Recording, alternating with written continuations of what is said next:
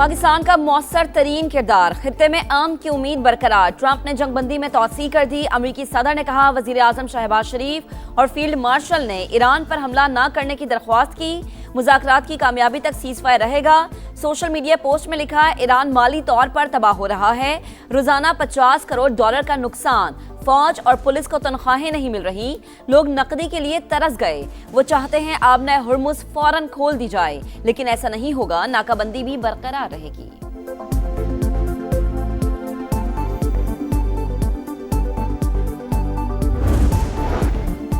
وزیر اعظم کا cease fire میں توسیع پر صدر ٹرمپ سے اظہار تشکر۔ پاکستان تنازع کے مذاکراتی حل کے لیے سنجیدہ کوششیں جاری رکھے گا۔ شہباز شریف پرعزم۔ اسلام آباد ٹاکس کے دوسرے دور میں جامع امن معاہدے کی امید۔ کہا امریکی صدر نے ہماری درخواست خوش دلی سے قبول کی۔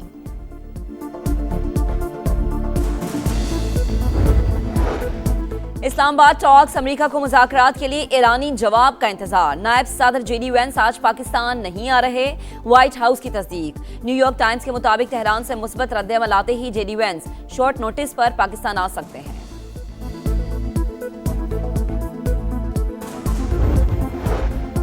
امریکہ ناکہ بندی ختم کر دے تو مذاکرات میں شریک ہوں گے۔ ایرانی مندوب کا رد عمل۔ خاتم الانبیاء ہیڈ کوارٹرز کا کسی بھی جارحیت پر بھرپور جوابی کارروائی کا اعلان۔ ترجمان نے کہا ایرانی فوج مکمل ہائی الرٹ ہے۔ پینٹاگون نے امریکی تاریخ کا سب سے بڑا دفاعی بجٹ مانگ لیا۔ $1,500 ارب بجٹ کی مزید تفصیلات جاری۔ 18 جنگی بحری جہازوں کے لیے $65 ارب بجٹ کی تجویز۔ سالانہ 85 F-35 طیاروں کے حصول کے لیے $102 ارب خرچ ہوں گے۔ فوج کی تنخواہوں میں 5 سے 7% اضافے کی بھی تجویز۔ 44,000 نئے فوجی بھرتی کیے جائیں گے۔ امریکہ ایران تنازع کو لے کر سرمایہ کار محتاط۔ سٹاک مارکیٹ میں اتار چڑھاؤ، 674 پوائنٹس کمی۔ 100 انڈیکس 1,72,400 پر آ گیا۔ کاروبار کے آغاز میں 1,300 پوائنٹس کی کمی بھی دیکھی گئی۔ ایشیائی سٹاک مارکیٹوں میں بھی ملا جلا رجحان۔ عالمی منڈی میں خام تیل کی قیمتوں میں معمولی کمی۔ برطانوی کروڈ آئل 98 اور امریکی کروڈ $89 فی بیرل پر ٹریڈ۔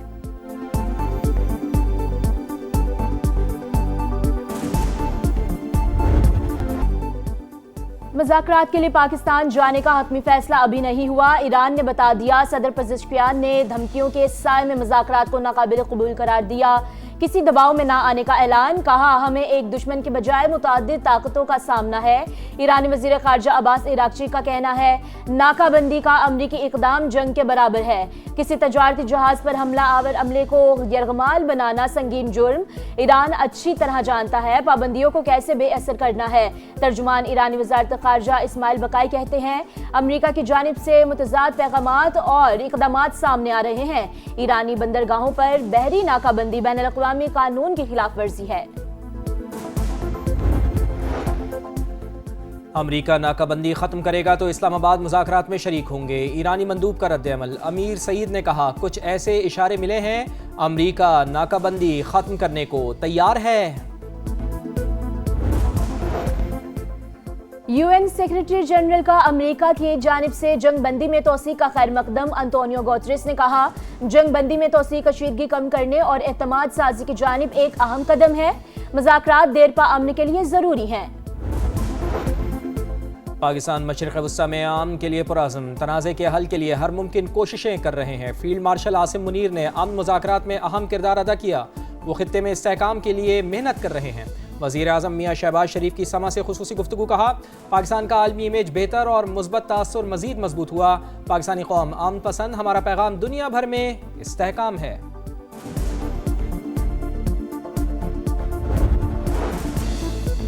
امریکہ اور ایران کو مذاکرات کی میز پر بٹھانے کا مشن۔ نائب وزیر اعظم اسحاق ڈار کا سعودی وزیر خارجہ سے رابطہ۔ دونوں رہنماؤں کا پائیدار امن و استحکام کے لیے مکالمے کی اہمیت پر زور۔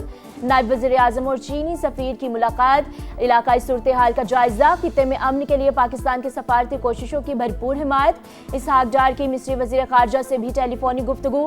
علاقائی پیش رفت پر تبادلہ خیال۔ امن اور استحکام کے لیے بات چیت کی اہمیت پر زور۔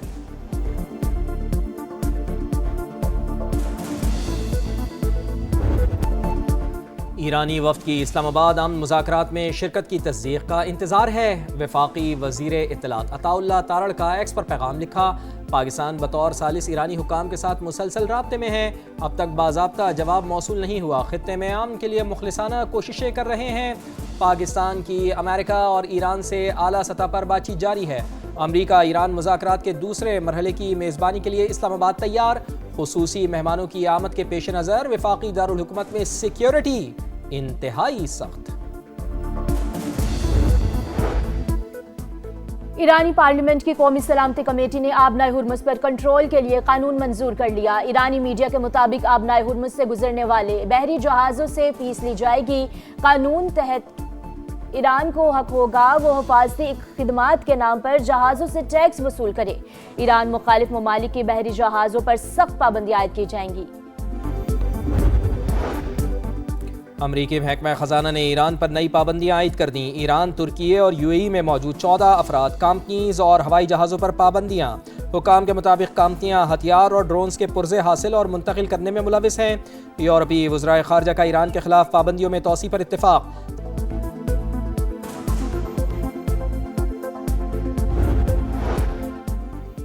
ایندھن بحران کا خدشہ، یورپ کے لیے مشکل سرگرمیوں کی پیش گوئی۔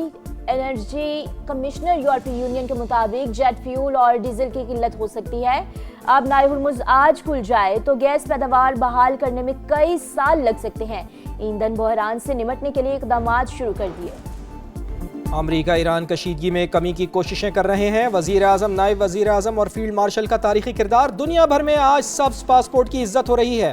سفارتی سطح پر پاکستان کا وقار بلند ہوا۔ صدر نون لیگ میاں نواز شریف کا گلگت بلتستان پارلیمانی بورڈ کے اعلیٰ سطح اجلاس سے خطاب۔ مرکز اور پنجاب دونوں ترقی کے میدان میں بڑھ چڑھ کر آگے ہیں، باقی صوبے بھی پنجاب کی تقلید کریں۔ خیبر پختونخوا حکومت پر تنقید کرتے ہوئے کہا، مزید بتایا جائے 15 سال میں کے پی کے عوام کو کیا سہولیات ملی۔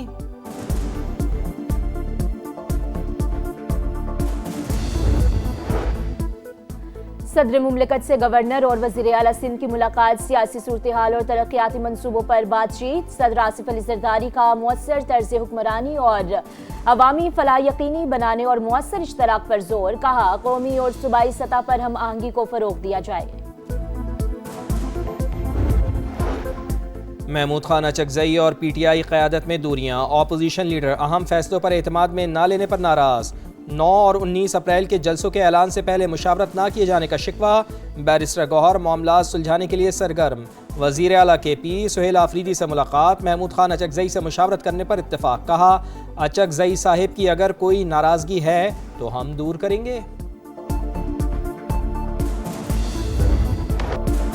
حکومت کا آئی ایم ایف کی شرائط کے مطابق بجٹ تیار کرنے کا فیصلہ، تنخواہ دار طبقے کو ریلیف دینے کی تجویز، مالیاتی ادارے کی مشاورت سے انکم ٹیکس اور سیلز ٹیکس چھوٹ ختم کرنے پر غور، ایکسپورٹ زونز میں تیار مصنوعات مقامی مارکیٹ میں بیچنے پر پابندی ہوگی، بجلی اور گیس کی قیمتوں میں باقاعدہ بر وقت اضافہ لازمی قرار دیا جائے گا، ایف بی آر کے آڈٹ نظام کی مضبوطی کے لیے ریگولیٹری رجسٹری قائم کی جائے گی، نئے مالی سال کا وفاقی بجٹ جون کے پہلے ہفتے میں پیش کیا جائے گا۔ حکومت کا عالمی مالیاتی اداروں سے مزید قرض لینے کا فیصلہ، 3 سال کے لیے یورو اور سکوک بانڈز کے ذریعے فنڈز لینے کا پلان۔ غیر ملکی بینکس اور مالیاتی اداروں سے بولیاں طلب، حکام وزارت خزانہ کے مطابق حکومت کم شرح سود پر قرض لینے کی کوشش کرے گی۔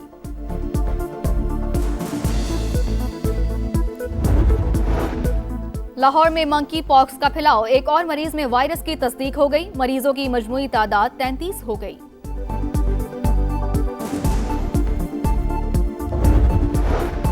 اور زمین کو سرسبز بنانا موسمیاتی تبدیلیوں کے خلاف سب سے بڑا ہتھیار، ہر شخص کو پلاسٹک کا استعمال ترک کر کے شجرکاری کو اپنانا ہوگا۔ وزیر اعلیٰ پنجاب مریم نواز کا عالمی یوم ارض پر خصوصی پیغام، زمین کے تحفظ کے عزم کا اعادہ۔